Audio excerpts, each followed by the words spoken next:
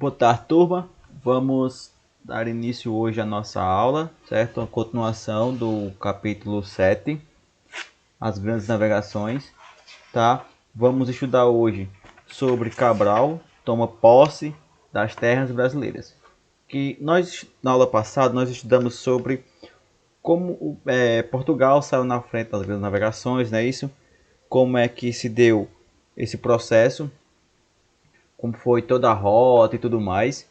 E hoje nós vamos ver como Cabral, que veio aqui para as terras brasileiras, entre aspas, descobriu, mas que na verdade ele conquistou as terras brasileiras. Vamos ver como foi que se deu isso, para a gente adentrar mais à frente na próxima aula sobre as terras brasileiras. Tá ok? Vamos lá, no capítulo Cabral toma posse das terras brasileiras, na página 127, nós temos o seguinte: animado com o lucro da viagem de Vasco da Gama, o rei de Portugal, Dom Manuel, decidiu enviar outra expedição às Índias, a fim de firmar o comércio português no Oriente.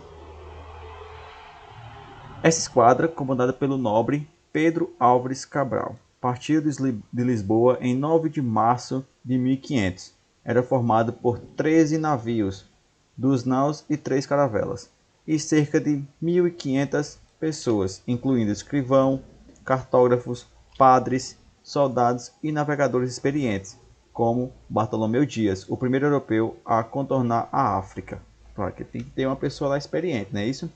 O rei encarregou Cabral de tomar posse das terras que encontrasse pelo caminho, certo? Por isso, Cabral ordenou aos pilotos de sua esquadra que se afastassem do litoral africano, velejando cada vez mais em direção ao ocidente. Porque ele já tinha noção, ele sabia que tinha terras para o outro lado, certo? Não era só mar, ele já tinha noção disso. Então por isso que começou a ele dizer, ó, sai da costa, ou seja, tem a costa aqui, certo? Em vez de ele navegar na costa e fazer a curva, não, ele começou a ir para o outro lado, ou seja, em direção ao Brasil, certo? Saindo de Portugal em direção ao Brasil. Depois de 43 dias no mar, a tripulação avistou pássaros e algas marinhas, certo? Sinal de que havia terra por perto, ou seja, eles estavam certos, claro, né, no Brasil.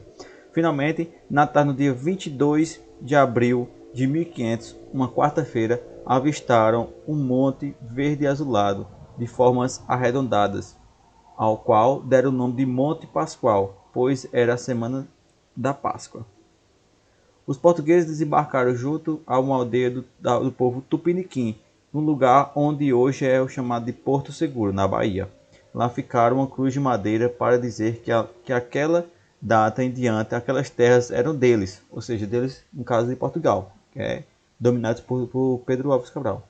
Depois de tomar posse, estabeleceu contato com os indígenas e ordenou a celebração da primeira missa. Cabral enviou um navio de volta a Lisboa, levando uma carta de Pero Vaz de Caminha, o escrivão de sua esquadra, para o rei de Portugal. Ou seja, dizendo que agora eles tinham novas terras, certo? Descobriu um novo local, sem ser as Índias, descobriu um local. E nesse local, chamado de Monte Pascoal, certo? Agora era posse do rei de Portugal. Aqui nós podemos ver, certo? A cruz, né, simbólica, claro que não é essa, certo? E aqui o marco oficial da chegada do Pedro Álvares Cabral. Tá ok? Isso lá em Porto Seguro da Bahia. Ainda tem essa cidade. Foi onde atracaram. Beleza? Pulando para a próxima página, 128, vemos mais ou menos como foi a carta enviada por Pero Vaz e Caminha, certo? Aqui tem algumas questões, mas a gente não vai responder. Vamos pular para a página 129. Na página 129, nós podemos ver o outro tópico chamado de outros europeus. Por quê? Porque não foi só Portugal que adentrou ao mar. Teve os espanhóis, aí vem os ingleses, franceses, holandeses, entre outros. Mas agora vamos estudar os espanhóis, a gente já viu. Vamos estudar então esses outros três importantes países que adentraram na grande navegação. Vamos lá. Ingleses, franceses e holandeses também cobiçavam especiarias orientais. Para chegar a elas, navegaram em direção ao Oriente por diversos caminhos.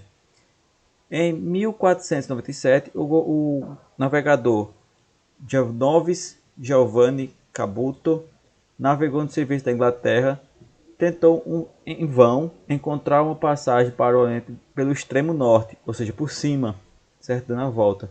Nessa viagem, explorou alguns pontos da América do Norte.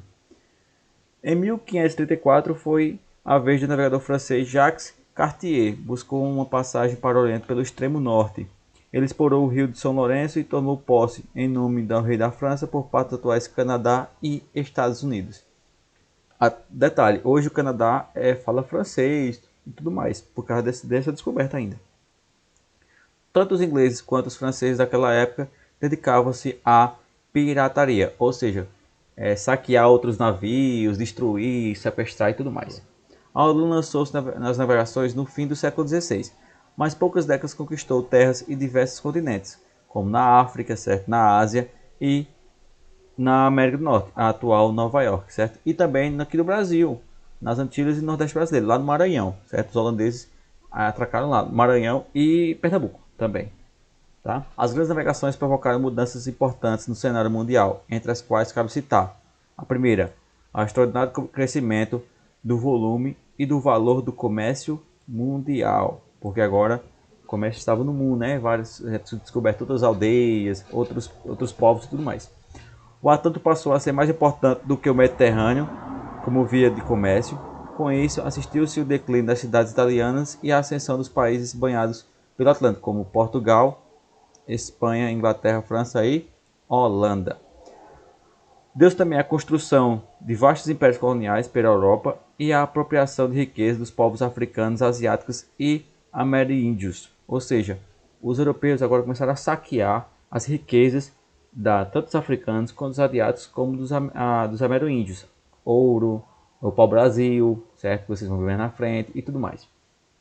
E por fim, a consciência por parte de muitos europeus da enorme diversidade, certo, de povos e culturas e da necessidade de conviver com essas diferenças. Ou seja, descobriram que não existia só eles, apenas eles, mas sim muitas outras pessoas com muitas outras culturas e modos de vida diferentes da deles, certo? Então é mais ou menos isso. Ficamos por aqui, tá? No assunto. Nós vimos como Cabral realmente chegou aqui no Brasil, certo? Ele veio conquistar as terras brasileiras, que ele teve autorização e já pensava, já tinha noção que existissem essas terras, certo? Vimos aqui então a carta de Pero Vaz e Caminha, e agora por fim nós vimos sobre os outros países que adentraram nas grandes navegações, como Inglaterra, França e Holanda. Tá ok, pessoal?